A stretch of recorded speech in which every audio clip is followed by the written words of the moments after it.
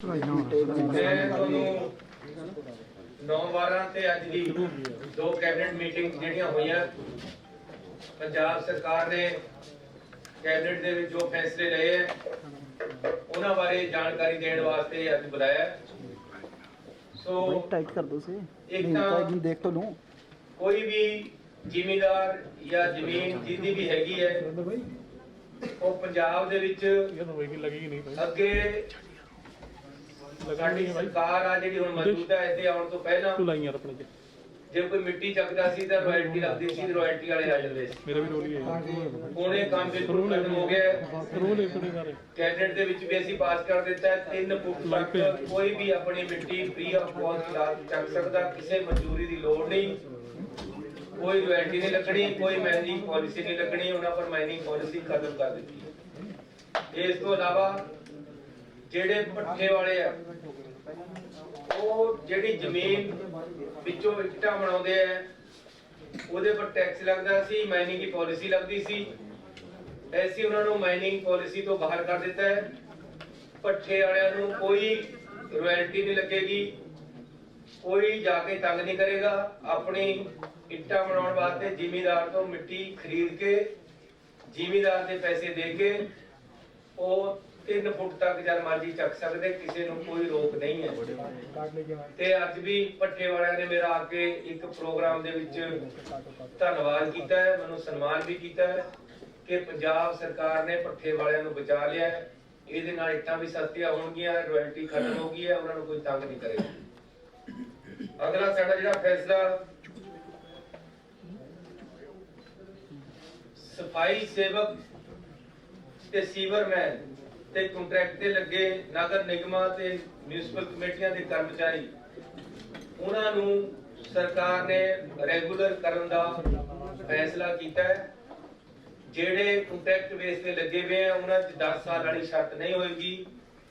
ਉਹਨਾਂ ਨੂੰ ਪਿਛਲੀ ਕੈਪਟਨ ਸਾਹਿਬ ਦੀ ਸਰਕਾਰ ਵੇਲੇ ਫੈਸਲਾ ਹੋਇਆ ਸੀ, ਉਹਨਾਂ ਨੇ ਲਾਗੂ ਨਹੀਂ ਸੀ ਕੀਤਾ। ਅਸੀਂ ਉਸ ਫੈਸਲੇ ਨੂੰ ਲਾਗੂ ਕਰ ਰਹੇ ਹਾਂ।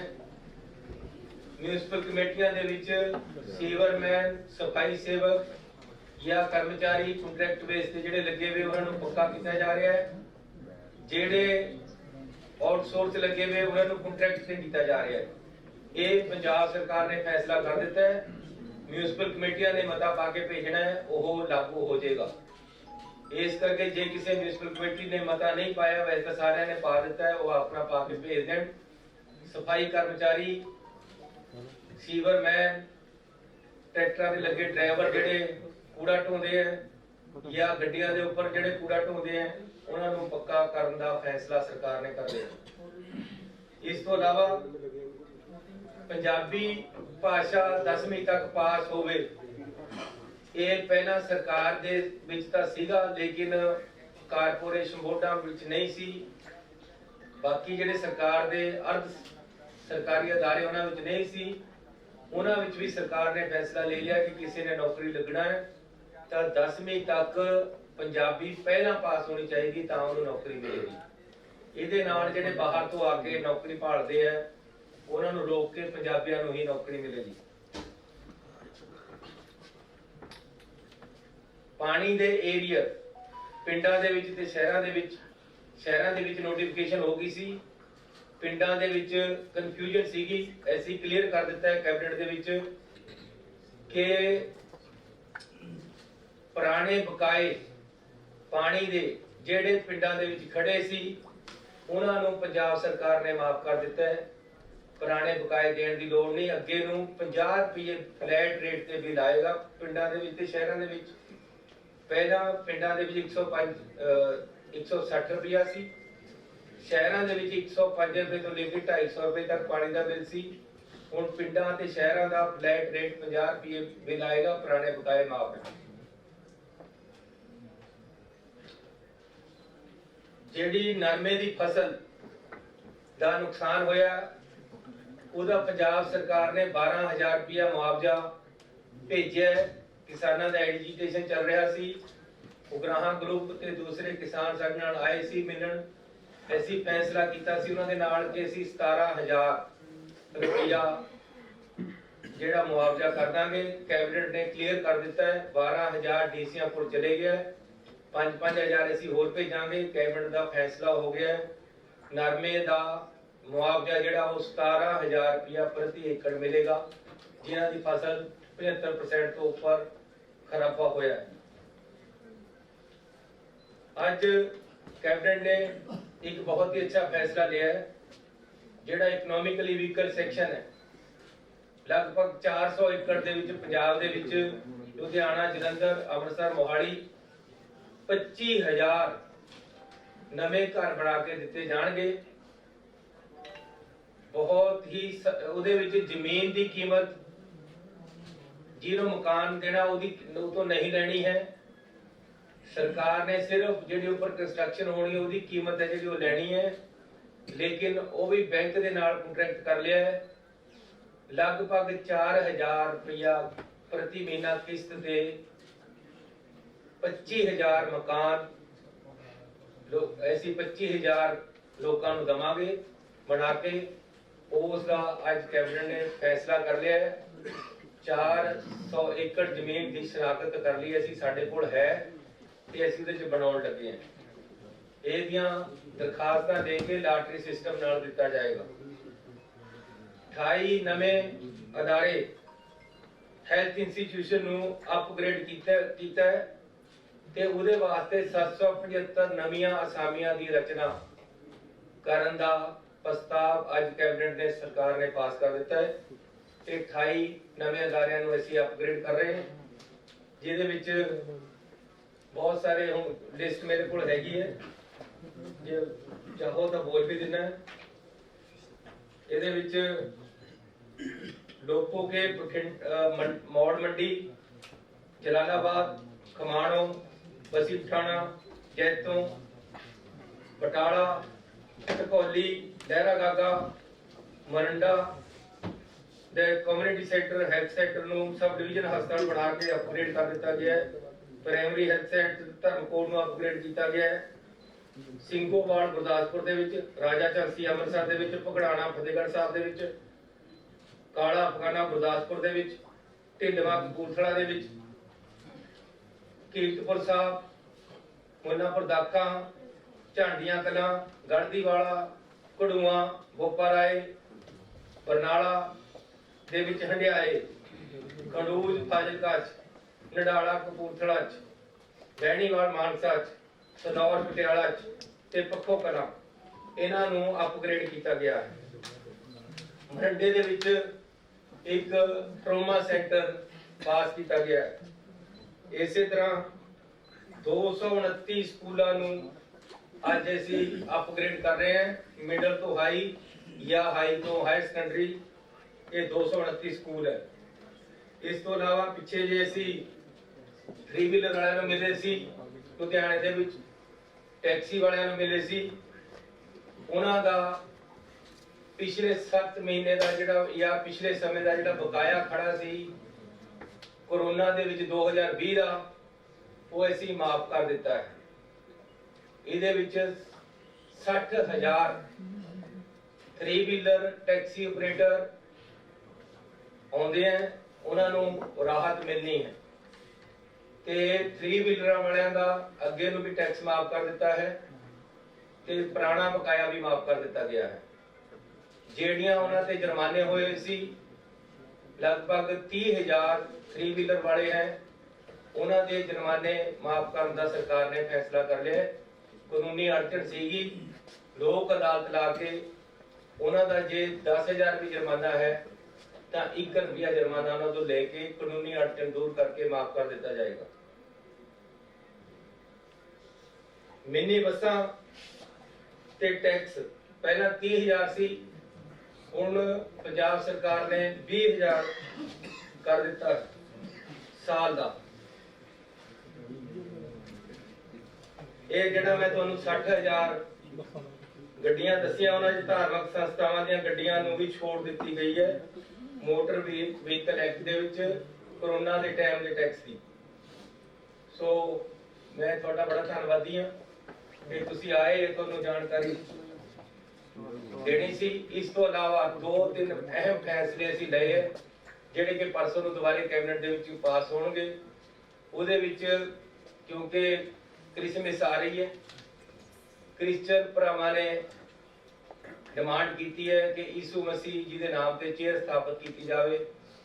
ਸੋ ਉਹ ਪੰਜਾਬ ਸਰਕਾਰ ਨੇ ਫੈਸਲਾ ਲਿਆ ਹੈ ਕਿ ਯਿਸੂ ਮਸੀਹ ਜੀ ਦੇ ਨਾਮ ਤੇ ਉਹਨਾਂ ਦੀ ਜੀਵਨੀ ਬਾਰੇ, ਉਹਨਾਂ ਦੀਆਂ ਸਿੱਖਿਆਵਾਂ ਬਾਰੇ, ਬਾਈਬਲ ਦੇ ਵਿੱਚ ਉਹਨਾਂ ਨੇ ਕਿਆ ਸੰਦੇਸ਼ ਦਿੱਤੇ ਹੈ, ਉਹਦੇ ਬਾਰੇ ਇੱਕ ਪੂਰੀ ਰਿਸਰਚ ਤੇ ਚੇਅਰ ਸਥਾਪਿਤ ਕੀਤੀ ਜਾਏਗੀ। ਇਸ ਤੋਂ ਇਲਾਵਾ ਹਰ ਮੁਸਲਿਮ ਅਤੇ ਕ੍ਰਿਸਚਨ ਬਰਾਦਰੀ ਨੂੰ ਜਿੱਥੇ ਜਿੱਥੇ ਗ੍ਰੇਵ ਯਾਰਡ ਦੀ ਜ਼ਰੂਰਤ ਹੈ ਉਹ ਪੰਜਾਬ ਸਰਕਾਰ ਬਣਾ ਕੇ ਦੇਗੀ। ਤੀਸਰਾ, ਇੱਕ ਅਹਿਮ ਫੈਸਲਾ ਪੰਜਾਬ ਸਰਕਾਰ ਕਰ ਰਹੀ ਹੈ ਕਿ ਗੀਤਾ, ਭਗਵਦ ਗੀਤਾ ਅਤੇ ਰਮਾਇਣ ਇਹਨਾਂ ਤੇ ਇੱਕ ਅਧਿਐਨ ਸੈਂਟਰ ਪਟਿਆਲੇ ਦੇ ਵਿੱਚ ਪੰਜਾਬ ਸਰਕਾਰ ਬਣਾ ਰਹੀ ਹੈ। ਜਿਹੜੀ ਓਪਨ ਯੂਨੀਵਰਸਿਟੀ ਦੀ ਜਗ੍ਹਾ ਹੈ ਉਹਦੇ ਨਾਲ ਉਸੇ ਜਗ੍ਹਾ ਦੇ ਵਿੱਚ ਵੱਖਰੀ ਇੱਕ ਜਗ੍ਹਾ ਅਲਾਟ ਕਰਕੇ ਉਹਦੇ 'ਚ ਅਧਿਐਨ ਸੈਂਟਰ ਬਣਾਇਆ ਜਾ ਰਿਹਾ ਹੈ। ਤੇ ਇੱਕ ਗੁਰੂ ਰਵਿਦਾਸ ਜੀ ਦੇ ਨਾਮ ਤੇ ਡੇਰਾ ਬੱਲਾ ਵਿਖੇ ਪਟਿਆਲੇ ਜਿਹੜਾ ਅਧਿਐਨ ਸੈਂਟਰ ਬਣ ਰਿਹਾ ਉਹਦੇ ਵਾਸਤੇ 10 ਕਰੋੜ ਰੁਪਏ ਭੇਜੇ ਜਾ ਰਹੇ। ਡੇਰਾ ਬੱਲਾ ਵਿਖੇ ਗੁਰੂ ਰਵਿਦਾਸ ਜੀ ਦੀ ਜੀਵਨੀ ਤੇ ਇੱਕ ਅਧਿਐਨ ਸੈਂਟਰ ਬਣਾਇਆ ਜਾਏਗਾ, ਜਿਹਦੇ ਵਾਸਤੇ ਵੱਖਰੇ ਤੌਰ ਤੇ ਉੱਥੇ 100 ਏਕੜ ਜ਼ਮੀਨ ਖਰੀਦੀ ਜਾ ਰਹੀ।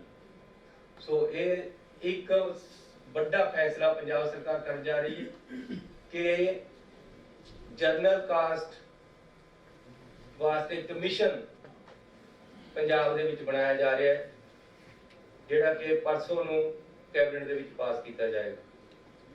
ਇਹ ਸਾਡੇ ਨਵੇਂ ਫੈਸਲੇ ਹੈ ਤੇ ਨਵੀਆਂ ਰਾਹਤਾਂ ਪੰਜਾਬ ਦੇ ਲੋਕਾਂ ਨੂੰ ਤੇ ਨਵੀਂ ਪਾਲਿਸੀ ਜਿਹੜੀ ਹੈ ਉਹ ਤੁਹਾਨੂੰ ਮੈਂ ਦੱਸੀ ਹੈ। ਤੁਹਾਡਾ ਸਾਰਿਆਂ ਦਾ ਬਹੁਤ ਬਹੁਤ ਧੰਨਵਾਦ।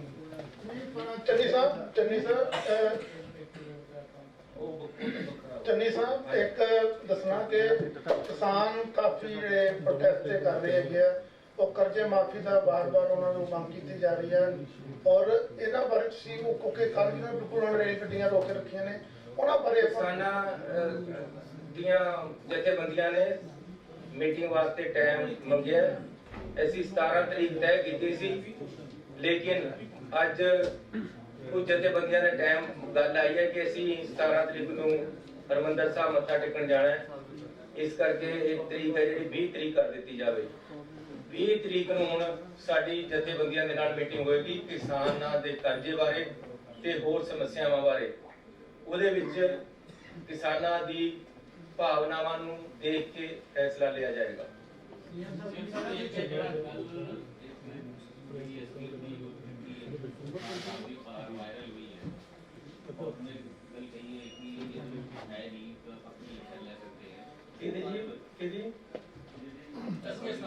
ਐਸਕੇ ਅਸਥਾਨਾ ਦੀ ਗੱਲ ਕਰੀ, ਡੀਜੀਪੀ ਦੀ ਅਸਥਾਨਾ ਜੀ ਦੀ ਜਿਹੜੀ ਰਿਪੋਰਟ ਲੀਕ ਹੋਈ ਹੈ ਉਹਦੇ ਤੇ ਅਸੀਂ FIR ਦਰਜ ਕਰਾ ਰਹੇ ਔਰ ਪਤਾ ਕਰ ਰਹੇ ਹਾਂ ਕਿ ਕਿਸ ਤਰੀਕੇ ਦੇ ਨਾਲ ਇਹ ਲੀਕ ਕੀਤੀ ਗਈ ਹੈ, ਫਾਈਲਾਂ ਨੂੰ ਕਿਸ ਤਰ੍ਹਾਂ ਲੀਕ ਹੋਇਆ, ਕਿਸ ਤਰ੍ਹਾਂ ਤਰੀਕੇ ਦੇ ਨਾਲ ਉਹ ਛੁੱਟੀ ਪਰ ਗਏ ਹੈ। ਸਾਰਾ ਕੁਝ ਜਿਹੜਾ ਸਭ ਤੋਂ ਵੱਡੀ ਗੱਲ ਹੈ ਕਿ ਕੋਈ ਵੀ ਡਾਕੂਮੈਂਟ ਹੈ ਕਿਸ ਤਰ੍ਹਾਂ ਲੀਕ ਹੋਇਆ ਉਹਦੇ ਤੇ FIR ਦਰਜ ਹੋ ਕੇ ਤਹਿਕੀਕਾਤ ਕੀਤੀ ਜਾਏਗੀ। ਸੀਐਮ ਸਾਹਿਬ ਇੱਕ ਤੁਸੀਂ ਕਿਹਾ 36000 ਰੁਪਏ ਰੈਗੂਲਰ ਕਰਨਾ ਹੈ। ਸੀਐਮ ਸਾਹਿਬ 36000 ਰੁਪਏ ਰੈਗੂਲਰ ਕਰਨਾ ਪਰ ਨੋਟੀਫਿਕੇਸ਼ਨ ਇਸ ਤਰ੍ਹਾਂ ਹੈ ਕਿ ਗਵਰਨਰ ਸਾਹਿਬ ਕੋਲ 2 ਵਾਰ ਪੈ ਜਾਂਦੀ ਹੈ, ਪਹਿਲ ਗਈ ਹੋਈ ਹੈ, 1-2 ਦਿਨਾਂ ਚ ਆ ਜਾਏਗੀ। ਸਾਨੂੰ ਪੂਰੀ ਆਸ ਹੈ, ਅਸੀਂ ਪਿੱਛੇ ਲੱਗੇ ਹੋਏ ਨਾਲ ਡਰਦੀ ਅਸੀਂ 5-7 ਦਿਨਾਂ ਵਿੱਚ ਉਹਨਾਂ ਨੂੰ ਪੱਕੇ ਕਰਨ ਦੇ ਉਹਨਾਂ ਨੂੰ ਅਪਾਇੰਟਮੈਂਟ ਲੈਟਰ ਦੇ ਦਾਂਗੇ। ਲੈਟਰ ਜਾਰੀ ਉਹਦੇ ਤੇ ਅੱਜ ਵੀ ਡਿਸਕਸ਼ਨ ਹੋਈ ਹੈ, ਚੱਲ ਰਹੀ ਹੈ। ਉਹਦੇ ਤੇ ਕਮੇਟੀ ਬਣਾਈ ਹੈ, ਅਸੀਂ 2-4 ਦਿਨਾਂ ਚ ਅਸੀਂ ਰਿਪੋਰਟ ਦੇ ਦਾਂਗੇ ਹਾਇਰ ਐਜੂਕੇਸ਼ਨ ਦੇ ਮਿਨਿਸਟਰ ਸਾਹਿਬ ਤੋਂ। ਜੋ ਸਾਹਿਬ ਦੀ ਚਿੱਠੀ ਜਿਹੜੀ ਲੀਕ ਹੋਈ ਹੈ ਉਸਦੇ ਵਿੱਚ ਬੇਸਿਕ ਇਸ਼ੂਜ਼ ਨੇ, ਜਿੱਦਾਂ ਉਹਨਾਂ ਨੇ ਕਿਹਾ ਕਿ ਲੀਗਲ ਨੀਚੇਜ਼ ਨੇ ਕਿ ਜਿਹੜਾ STF ਦੀ ਰਿਪੋਰਟ ਹੈ ਉਸਨੂੰ ਅਸੀਂ ਫਰਦਰ ਉਹ ਨਹੀਂ ਕਰ ਸਕਦੇ। ਉਹ ਜਿਹੜੀ ਚਿੱਠੀ ਲੀਕ ਹੋਈ ਹੈ ਉਹ ਅੱਧਾ ਵਰਜਨ ਹੈ। ਉਸੇ ਬੰਦੇ ਦੀ ਹੱਥ ਲਿਖ ਚਿੱਠੀ ਇੱਕ ਹੋਰ ਵੀ ਹੈਗੀ ਹੈ ਰਿਪੋਰਟ, ਉਹ ਅਜੇ ਪ੍ਰੈਸ ਦੇ ਸਾਹਮਣੇ ਨਹੀਂ ਆਈ। ਉਹ ਜਿਹੜਾ ਤੁਹਾਡੇ ਵਾਲੀ ਜਿਹੜੀ ਇਸ ਟਾਈਮ ਜਿਹੜੇ ਬੰਦਿਆਂ ਨੂੰ ਡਰ ਹੈ ਕਿ ਉਹਨਾਂ ਤੇ ਕਾਰਵਾਈ ਹੋਏਗੀ, ਜਿਹੜੀਆਂ ਬੜੀਆਂ ਬੱਚੀਆਂ ਨਸ਼ਿਆਂ ਦੇ ਵਿੱਚ ਜਿਹੜਿਆਂ ਨੂੰ ਹੁਣ ਭੰਬਲ ਪੁੱਸਾ ਪਿਆ ਹੋਇਆ ਔਰ ਭੱਜਣ ਲੱਗੇ ਹੋਏ, ਜਿਹੜਿਆਂ ਨੂੰ ਰਾਤ ਨੂੰ ਨੀਂਦ ਨਹੀਂ ਆਉਂਦੀ ਤੇ ਸਾਡੇ ਅਫਸਰਾਂ ਨੂੰ ਧਮਕੀਆਂ ਦੇ ਰਹੇ, ਉਹਨਾਂ ਨੇ ਲੀਕ ਕੀਤੀ ਸੀ, ਲੇਕਿਨ ਉਹ ਬਹੁਤ ਛੋਟਾ ਪੋਰਸ਼ਨ ਹੈ। ਉਹ ਪੋਰਸ਼ਨ ਦਾ ਮਹੱਤਵ ਕੋਈ ਨਹੀਂ ਹੈ, ਉਸ ਤੋਂ ਅੱਗੇ ਤੇ ਪਿੱਛੇ ਦਾ ਮਹੱਤਵ ਹੈ ਜਿਹੜੀ ਅਸਲੀ ਰਿਪੋਰਟ ਹੈ। ਮੈਂ ਕੋਈ ਨਹੀਂ ਹੈ ਕਿਸੇ ਦੀ ਗ੍ਰਿਫਤਾਰੀ ਕਰਨੇ ਵਾਲਾ, ਨਾ ਹੀ ਮੈਂ ਕਿਸੇ ਦੀ ਖਾਸ ਬੰਦੇ ਵਿਅਕਤੀ ਦੇ ਉੱਤੇ ਗੱਲ ਕਰਨਾ ਹੈ। ਕਾਨੂੰਨ ਆਪਣਾ ਤਰੀਕਾ ਅਪਣਾ ਰਿਹਾ, ਕਾਨੂੰਨ ਨੇ ਆਪਣੇ ਤਰੀਕੇ ਦੇ ਨਾਲ ਕੰਮ ਕਰਨਾ ਹੈ। ਮੈਂ ਤੁਹਾਨੂੰ ਕਿਸੇ ਦਾ ਨਾਮ ਨਹੀਂ ਲਿਆ, ਮੈਂ ਕਿਹਾ ਨਸ਼ੇ ਦੀਆਂ ਵੱਡੀਆਂ ਮੱਛੀਆਂ ਨੂੰ ਬਖਸ਼ਿਆ ਨਹੀਂ ਜਾਏਗਾ, ਤੇ ਵੱਡੀਆਂ ਮੱਛੀਆਂ ਦੇ ਵਿੱਚ ਤੁਸੀਂ ਆਪਣੇ ਤਰੀਕੇ ਨਾਲ ਕਿਸੇ ਦਾ ਨਾਮ ਲੈ ਰਹੇ, ਤੁਹਾਨੂੰ ਉਹ ਵੱਡੀ ਨਹੀਂ। ਮੈਂ ਇਹ ਕਹਿ ਰਿਹਾ ਕਿ ਆਪਣੀ ਆਪਣੀ ਸੋਚ ਹੈ, ਇਸੇ ਕਰਕੇ ਜਿਨ੍ਹਾਂ ਦੀ ਦਾੜੀ ਦੇ ਵਿੱਚ ਤਿਣਕਾ ਹੈ, ਜਿਹੜਾ ਬੰਦਿਆਂ ਨੇ ਸਾਰੇ ਕੁਕਰਮ ਕੀਤੇ ਹੈ, ਉਹ ਕੋਰਟ ਦੇ ਵਿੱਚ ਵੀ ਬੈਠੇ ਜਾਂਦੇ ਆ, ਉਹੀ ਜਾ ਰਹੇ ਆ। ਕੋਰਟ ਨੇ ਉਹਨਾਂ ਨੂੰ ਕਿਹਾ ਕਿ ਤੂੰ ਕੌਣ ਹੈ ਭਾਈ, ਤੈਨੂੰ ਡਰ ਹੈ ਕੋਈ ਅੰਦਰ ਤਾਂ ਤੂੰ ਆਇਆ, ਤੂੰ ਕਰਨੇ ਵਾਲਾ ਸਾਰਾ ਕੁਝ, ਇਹ ਕੋਰਟ ਨੇ ਉਹਨਾਂ ਨੂੰ ਕਿਹਾ। ਔਰ ਉਹੀ ਲੋਕ ਅੱਜ ਸਾਡੇ ਅਫਸਰਾਂ ਨੂੰ ਵੀ ਧਮਕਾਉਣ ਦੀ ਕੋਸ਼ਿਸ਼ ਕਰ ਰਹੇ। ਪੰਜਾਬ ਪੁਲਿਸ ਨੇ ਬਹੁਤ ਬੜੇ ਕੰਮ ਕੀਤੇ ਹੋਏ ਆ, ਤਾਂ ਇਹ ਵੀ ਕਰੇਗੀ। ਸੀਐਮ ਸਾਹਿਬ ਸੁਖਬੀਰ ਸਿੰਘ ਬਾਦਲ ਹਰ ਇੱਕ ਮੰਚ ਤੇ ਹੁਣ ਇਹ ਵੀ ਗੱਲ ਕਰ ਰਹੇ ਨੇ ਕਿ ਪੰਜਾਬ 'ਚ ਜਿਹੜੀ ਤੁਹਾਡੀ ਸਰਕਾਰ ਹੈ ਉਹ ਉਹਨਾਂ ਨੂੰ ਵਿਕਰਮ ਮਜੀਠੀਆ ਨੂੰ ਢੱਕਣ ਦੀ ਕੋਸ਼ਿਸ਼ ਕਰ ਰਹੀ ਹੈ, ਇਸ ਲਈ ਝੂਠੇ ਮਾਮਲੇ ਜਿਹੜੇ ਨੇ, ਝੂਠੇ ਗਵਾਹ ਜਿਹੜੇ ਨੇ ਉਹ ਤਿਆਰ ਕਰਾਏ ਜਾ ਰਹੇ ਨੇ। ਉਹ ਇਹ ਵੀ ਕਹਿ ਰਹੇ ਨੇ ਕਿ ਇਸ ਲਈ ਅਫਸਰਾਂ ਤੇ ਵੀ ਦਬਾਅ ਬਣਾਇਆ ਜਾ ਰਿਹਾ ਕਿ ਤੁਸੀਂ ਪਰਚੇ ਦਰਜ ਕਰੋ ਤੇ ਉਹਨਾਂ ਨੂੰ ਅੰਦਰ ਰੱਖੋ। ਮੈਨੂੰ ਇਹ ਨਹੀਂ ਪਤਾ ਲੱਗਦਾ ਕਿ ਇੰਨੇ ਡਰੇ ਵੇ ਕਰਦੇ ਆ, ਇੰਨੇ ਕਿਉਂ ਡਰਦੇ ਆ? ਹੁਣ ਜਦੋਂ ਗਲਤ ਕੰਮ ਕਰਦੇ ਸੀ ਉਦੋਂ ਨਹੀਂ ਸੋਚਣਾ ਸੀ। ਇਸ ਕਰਕੇ ਸਾਡਾ ਕਿਸੇ ਵਿਅਕਤੀ ਵਿਸ਼ੇਸ਼ ਵਾਸਤੇ ਕੋਈ ਇਹੋ ਜਿਹੀ ਸੋਚ ਨਹੀਂ ਹੈ। ਜਿਹੜੇ ਬੰਦਿਆਂ ਨੇ ਬੇਅਦਬੀ ਕਰਾਈ ਹੈ ਉਹ ਸਾਹਮਣੇ ਆਣਗੇ, ਜਿਨ੍ਹਾਂ ਨੇ ਨਸ਼ੇ ਵੇਚੇ ਹੈ, ਨਸ਼ੇ ਵਿਕਵਾਏ ਹੈ, ਉਹਨਾਂ ਦੀ ਸਰਪ੍ਰਸਤੀ ਕੀਤੀ ਹੈ, ਪੰਜਾਬ ਦੇ ਨੌਜਵਾਨਾਂ ਨੂੰ ਗਾਲਿਆ ਹੈ, ਉਹ ਲੋਕ ਸਾਹਮਣੇ ਆਣੇ ਚਾਹੀਦੇ ਹੈ। ਔਰ ਸਾਡੀ ਇਹ ਮੋਰਲ ਦੇ ਨਾਲ ਇੱਕ ਡਿਊਟੀ ਹੈ। ਅਸੀਂ ਜੇ ਸਾਨੂੰ ਲੋਕਾਂ ਨੇ ਮੌਕਾ ਦਿੱਤਾ ਹੈ ਕਿ ਅਸੀਂ ਲੋਕਾਂ ਦੀ ਸੇਵਾ ਦੇ ਵਿੱਚ ਸਹੀ ਕਾਨੂੰਨ ਕਰੀਏ, ਤਾਂ ਕਾਨੂੰਨ ਸਹੀ ਕੰਮ ਹੀ ਕਰੇਗਾ।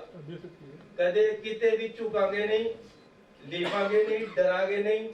ਜਿੰਨਾ ਜੀਵਨ ਹੈ ਈਮਾਨਦਾਰੀ ਔਰ ਨੇਕ ਨੀਤੀ ਨਾਲ ਕਿਸੇ ਨੂੰ ਗਲਤ ਫਸਾਣਾ ਨਹੀਂ, ਲੇਕਿਨ ਜਿਨ੍ਹਾਂ ਨੇ ਪੰਜਾਬ ਦਾ ਨੁਕਸਾਨ ਕੀਤਾ ਹੈ, ਪੰਜਾਬ ਦੀ ਜਵਾਨੀ ਦਾ ਘਾਣ ਕੀਤਾ ਹੈ, ਉਹ ਬਖਸ਼ੇ ਜਾਣ। ਇਹ ਵੀ ਸਾਡਾ ਕੋਈ ਇਹ ਦੇਖੋ ਇੱਕ ਕਾਨੂੰਨ ਹੈ।